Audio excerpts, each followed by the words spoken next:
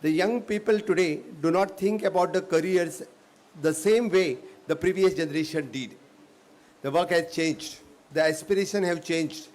The people are no longer searching only for job. The many are building the ideas, creating the brands, starting the ventures, and choosing the careers that gives the purpose and the freedom together. The government is also has to move with that change.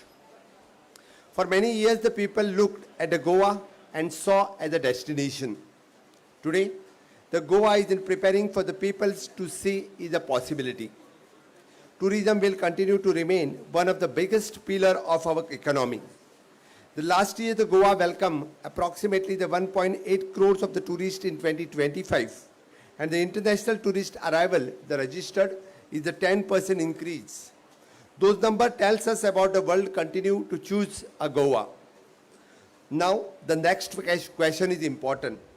Can Goa become the place where the people choose to stay longer, the work longer, and build something meaningful?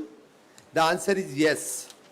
The younger generation today, the Gen Z looks at a career through the completely fresh lens.